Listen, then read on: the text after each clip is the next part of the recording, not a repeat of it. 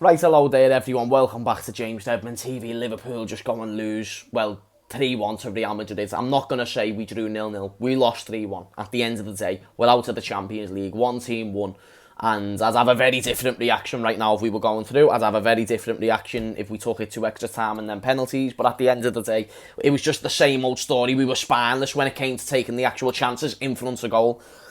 And I just don't really know what to say. I mean, yet you can blame Mo Salah. He should have took them chances, no doubt about it. Especially with the fact, if you look at his form this season, and I know that Mo Salah is not notorious for scoring world-class goals, but these weren't world-class efforts that he had to score. He literally, I'm not going to say it was a tap-in, but it was as close to a one-on-one as you're probably going to get. The second chance as well, should have been putting that away. And the blame does not entirely fall to Salah. It's just an example of not only him, but all the front three who have been doing this all season, just missing massive chances. That's costing the game, costing the team points. And I don't know how people have now... And by the way, that was not a slander on Mo Salah. I only brought him up because he got the chances. Let's talk about Bobby. Let's talk about Sadio. Why the fuck...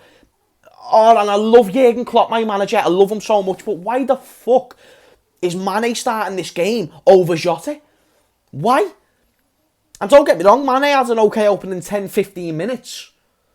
But then after that, he showed nothing else for any reason to how he was going to help our team improve in any way, shape or form in terms of getting a result against Real Madrid. Granted, Bobby was having the worst game, but in form, Bobby's been better than Mane. And when you see a player like Mane be out of form, like the way Mane's being out of form, how do you keep playing him? You know he's out of form, you know he's not confident. And you saw it again today. Obviously, does a lack of pace maybe have a part to do with it? Yeah, maybe. But he should still be doing better in many situations. Where there was one situation, Trent, who had a great game, by the way, puts the ball on a plate.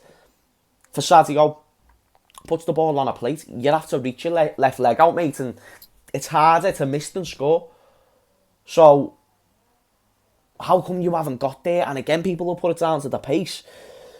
But I just see someone who just hasn't got that tenacity, and it's mentality that I've always loved about Mane, and I've always said this, but he just hasn't got that mentality at the moment, and I think it's because he's getting bodies off the ball. He literally got bodies off the ball by Vinicius Jr. at one point. It's bad, people, it's really bad. I love Sadio, and I'm not, saying we should sell him in any way, shape or form, but why do we need to guarantee people spots in the team? It's not a thing Liverpool should be doing. Our model should be, we're Liverpool. We've won more Champions Leagues in England than anyone else.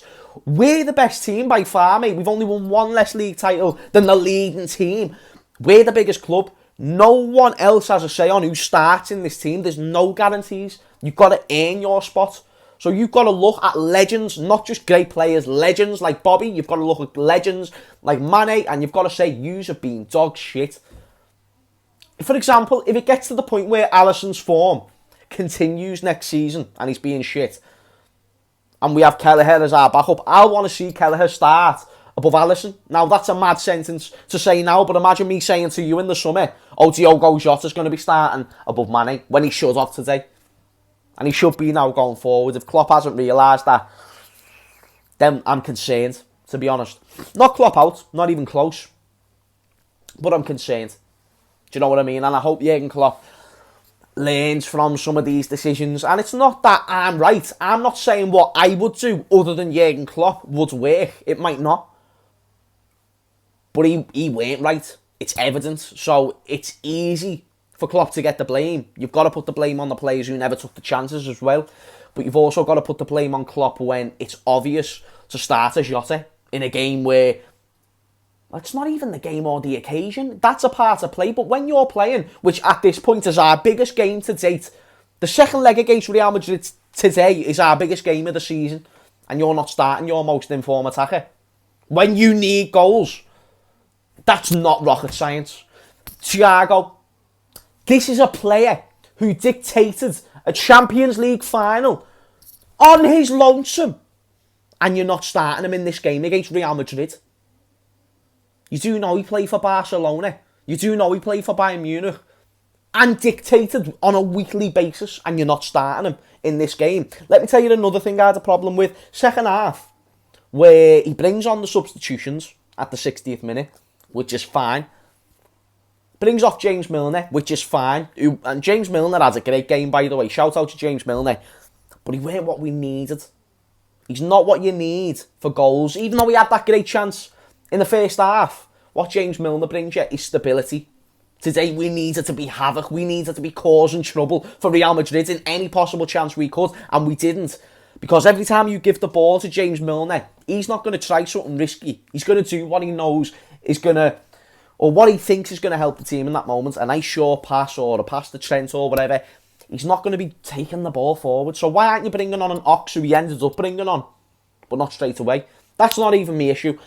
You're bringing off James Milner and then you bring off Kabak, which is forcing Fabinho to move into the back line, and then you're going with a 4-2-3-1. So you're bringing on Thiago, but Fabinho is now got to play centre-back with Nat Phillips. So you're bringing on Thiago, who's been playing well in the presence of Fabinho in that midfield. You take Fabinho out of the midfield and put Thiago there. It just didn't make sense to me, anything that really happened today. Mane shouldn't have played as long as he did. Firmino shouldn't have played as long as he did. And if so, he should have got moved deeper. It's just poor all round. Player ratings, I'm going to go through them dead quick, because to be honest with you, I was very much debating even turning on the camera, and I just can't be arsed, mate. Alisson gets a 7, never done nothing wrong. Actually did well in some moments, but yeah.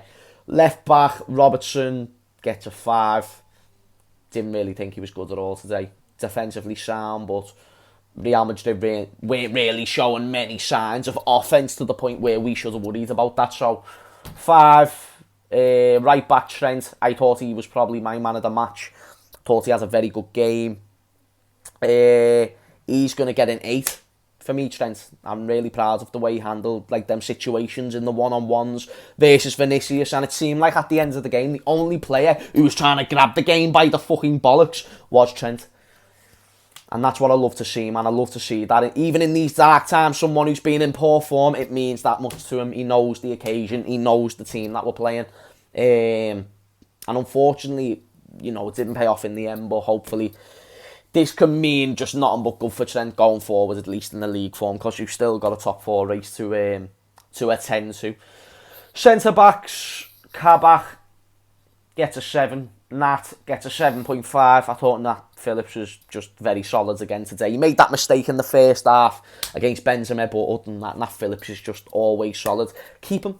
If he's happy to stay, you keep Nat Phillips. He's a very good squad player, and I think that I'd be very comfortable with him being the 4th or 5th choice centre-back. So he gets a 7.5. Kabak gets a 7. Fabinho, 7. Thought he had an alright game, but that's probably the last 7 I'm going to give.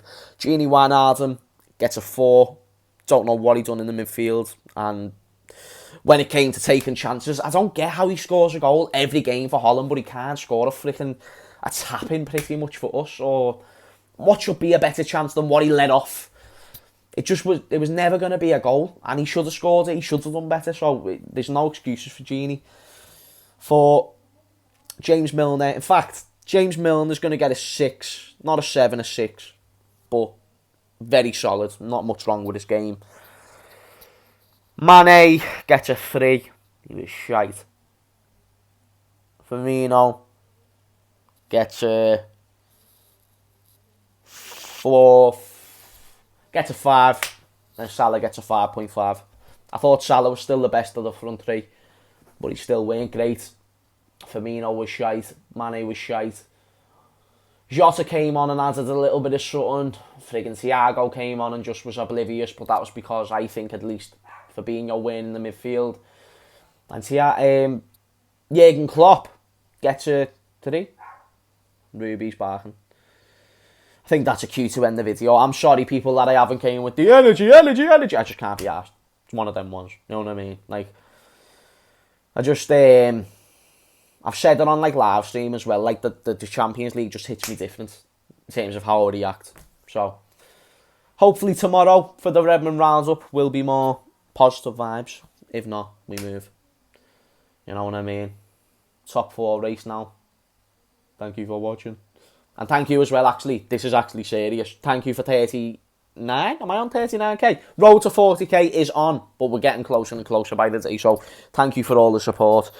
And yeah, let me know what you're going to think is going to win the Champions League, because it's not going to be fucking Liverpool, is it? Peace out.